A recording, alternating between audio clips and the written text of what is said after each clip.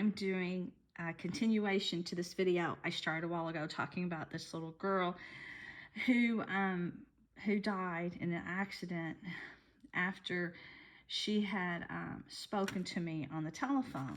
Right after that, she'd asked me to come pick her up and take her to get some clothes to go out that night with the lady that she was staying with part-time.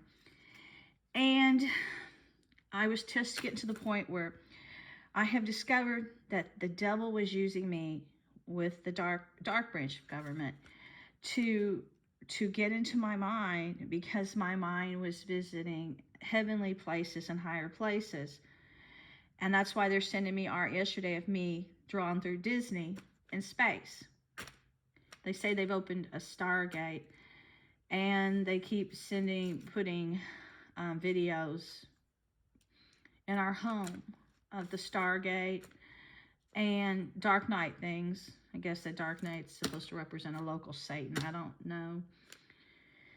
And what I'm trying to tell you is that they were able to use my mind to delve into things I wasn't even aware of.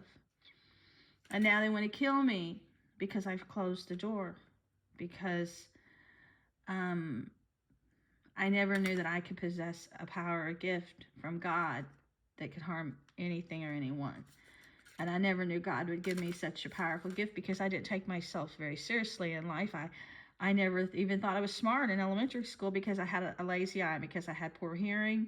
Sometimes I didn't understand, because they wanted to give me a hearing aid, it fell in a range of pitch that they could not give me one. So they'd always tell me to request from the teacher that I had to turn with my ear away from the window. It's just weird. They tell me that will improve your hearing because of that reason. But they always had people come to my home and do hearing tests and stuff when I was age 6. And they said it was a trauma. It was a blow to the head being hit by a car that caused this hearing impairment. But because I was the shortest kid in school, I could not win in races. I wasn't very physically competitive, and I couldn't understand anytime I tried to play softball why I'd end up with a black eye or a lump on my head. I wasn't until I married my husband. He said, you have no side vision, plus you have a lazy eye. That's why you couldn't play softball. So I was afraid of trying to compete, because I knew I wasn't going to do well. And if there was a relay race, by the time the teacher would tell us in kindergarten, run from one area of the fence to the second fence, I would just be getting to the first fence before the kids were already back to the second fence. And plus I had scoliosis, and I had a broken back in childhood when somebody fell on me. So I had no self-esteem. I felt like retarded. I felt like I would always be a failure, because I found the only thing I could do was write. I knew that in second grade I was the best artist in class. I wanted to be an artist, but then when this little girl, she could drew horses better than me, I said, well, I'm not going to be an artist because she's better than I am. But I wanted to find something I was good at that nobody else quite was good at. And I tried everything. I tried violin. I wanted to just find some gift of my own that was just on me.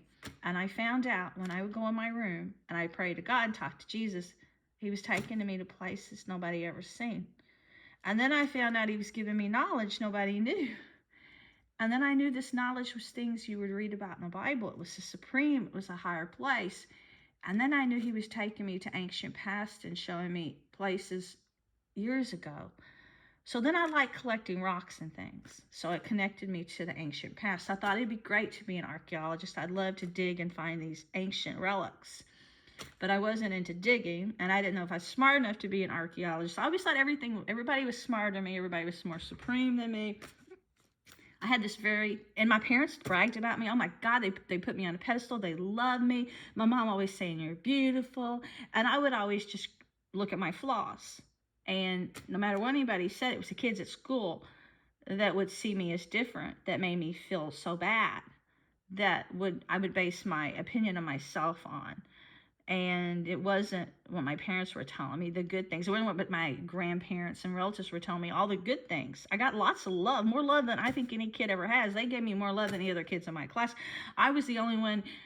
Even in middle school, my mom would walk me to the bus stop, but it was a mile away from the house. And in elementary school, my mama or my relatives never missed a single day being there to wait for me. Up until high school, and in high school, my dad picked me up every day after school. That's how loved and nurtured I was. So you can give a kid all the love in the world, and they're not going to have self-esteem if their teachers aren't working with them to help them when they can't hear, and the kids in school are bullying them. And it just goes to show that God can give you a gift that you don't take seriously, and you take too many things for granted. I think our brain in this culture, we take too many things for granted. And I certainly know we don't take life seriously, not as serious as you should. And I'm guilty of all those things. And I have been so flawed in my self-hatred that I slapped God in the face every time I denied his gifts. And I was working against God every time he tried to help me. I'd go out and get in trouble, walk out in front of cars, or do something foolishly because I was flirting with danger because I hated myself. And I remember when I was going to Arthur Murray, I'd come back in the rain. I was like in my early 20s, 21 or something. And I used to like it when it rained because I was such a depressed person that I could cry in the rain and no one would see me cry. So then they used things I said about every time I say something based on my past, they come out with that. Or I when my mom died, I wanted to put on her tombstone, we'll hold you in our heart till we can hold you in heaven. Oh, they use that. But this is a dark cult. This is an antichrist group. This is a group that strictly works for the devil, and they're the ones running the Hollywood entertainment industry. But they hated me so bad for my connection to God that they stole everything. And now they're trying to make me bleed inside, try to kill me. It's because I was deceived by the culture, by television, by movies. All of that poison was to detach us from our real self, to make us feel like we're junk, when really God values us so highly that he gave us this beautiful anatomy and this incredible brain and this great, this great body. It's because his love for us. But the devil's been lying through our government and through Hollywood and through entertainment all these years to show us junk, to make us feel like shit, to make us see the world as an illusionary place, not the real world, to make our opinion of God not even be God. But I know from my own personal connection to God, he's very real. He's the only source that's ever protected me, loved me, saved me. And now that we're at this dark place, I blame a lot of it on writing, using my vision to enable these people to do something evil. And I can never correct it. I don't think if I died it would correct it. I don't think the planet could change enough to correct it. But I can just share. And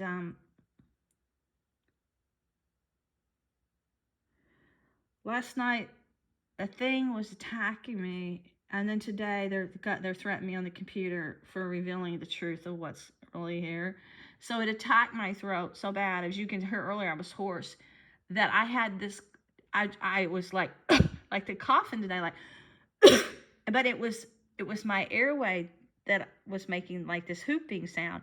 I thought in the past when they were attacking my lungs and dropping my oxygen, a lot of that whooping sound was coming from my lungs. But now that my husband's getting this collapsing trachea symptom the past few months, today's the first time they attacked my throat region to where when I woke up, it felt like my throat was swollen like a golf ball. But it's kind of felt like I had an Adam's apple. And then I get these death threats on my computer. It's something they're using, an evil force or one of these satellite weapons. They say satellites now are causing this, causing the blindness and everything. But people aren't aware these satellites exist. They're unaware they're being murdered and don't even know it. They're unaware there are people in this town, watchers, that are killing us.